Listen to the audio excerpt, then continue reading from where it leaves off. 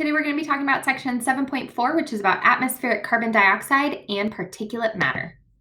The learning objective for today is that you can describe the natural sources of carbon dioxide and particulates. The essential knowledge that you're going to gain is how it is that we get carbon dioxide naturally in the atmosphere and some of the different natural sources for particulate matter. And while we're on the topic, I'm just going to talk about all of the natural sources for different pollutants and things that we have in the air. So we're going to start out with some of the basics of particulate matter. Now, particulate matter is going to be any solid or liquid particles that are suspended in air. So these are also just referred to as particulates. Now, it's important to be aware that there are actually different sizes of particulate matter, and those sizes can kind of determine the implications of them. So the first is going to be PM10, which means that the particulates are less than 10 micrometers in their size. These are going to be particles like droplets of dust, pollen, ash, or mold. Now, these are going to be too small to be filtered out by nose hairs and the trachea cilia, which means that they can get through and they can actually irritate the respiratory tract and cause inflammation. So if you look here at the size of a human hair, something like beach sand is going to be bigger, and so your hair is actually going to block it. But small things like dust, pollen, mold, your nose hairs are going to maybe catch some of it, but it's not going to filter all of it out. Now, the next thing is going to be particulate matter that is less than 2.5 micrometers, so much smaller. These are going to be the particles that come from combustion, especially vehicles, and smaller dust particles. Now, these are going to be more likely to travel deep into the lungs because they're so small, and so the hair is not really going to block them. So particulates of this size are going to be associated with chronic bronchitis and then increased risk of lung cancer because things are actually going to get into the lungs and embed themselves there.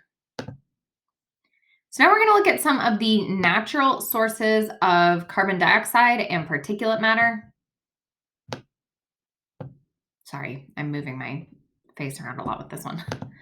And again, we're just kind of focusing on like natural sources of things in the air. So I realize that carbon dioxide is not an air pollutant, but it does make up things in the air. So that's why we're going to be talking about some of it. So the first thing that you should be aware of is that carbon dioxide is in the atmosphere because of respiration. All living things, including plants, do cellular respiration. And through this process, they are going to breathe out carbon dioxide.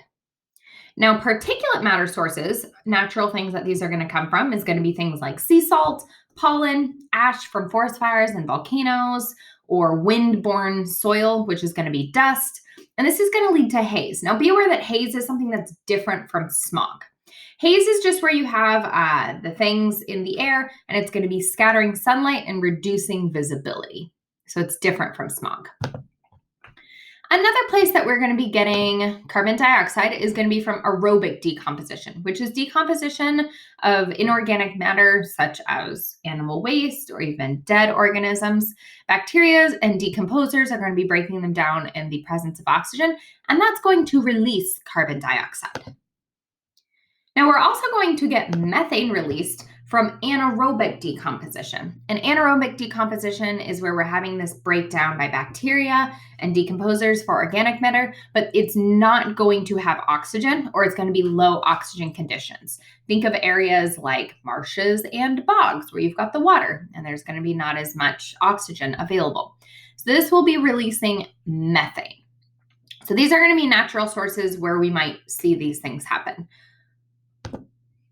Now we're going to talk about some of the natural sources of other air pollutants, because it's important to recognize when we're talking about what makes up the air, whether it's greenhouse gases or particulate matter or air pollutants, the fact that it's normal that these processes that we're talking about in this Unit 7, things like ozone or the NOxes, actually exist from natural processes. And so it's not that all of these things exist purely because of things that humans do.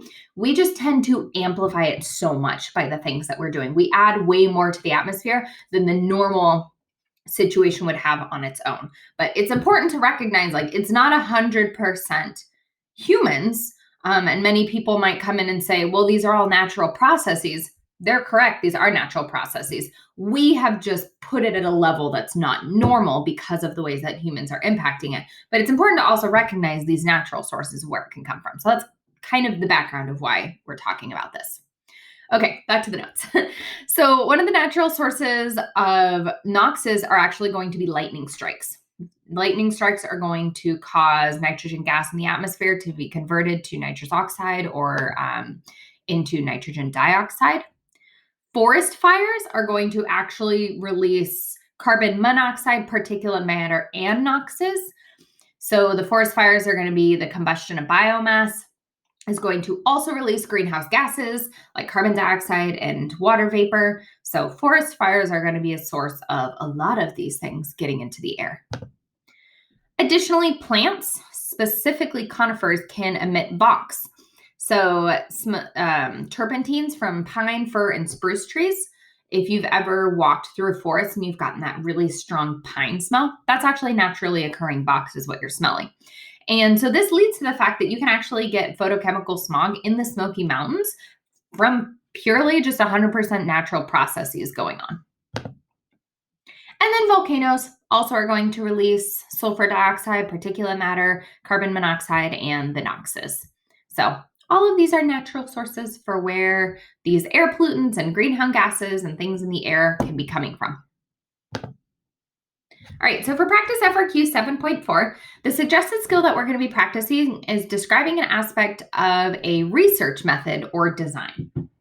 So we're going to be looking at this experimental setups. Students want to conduct an experiment to determine how road construction impacts the amount of particulate matter in the air. They spread sticky Vaseline onto the bottom of 6 Petri dishes and place them at various distances from a road construction site and an existing road. The first 3 dishes were placed 50, 100, and 200 yards from the road construction site. The second group of dishes were placed 50, 100, and 200 yards from an active road that was not under construction. So what I want you to do for this practice FRQ is to identify the control group used in this experiment. And I want you to identify the dependent variables that the students are measuring. Then describe how they could measure this variable. So everything I gave you gives you the control group and dependent variable, but the way that they're measuring the variable, you're going to have to take a little bit of your own thinking in order to describe how you think they could measure that dependent variable. All right, so that's going to be your practice FRQ for 7.4, and those were your notes on 7.4.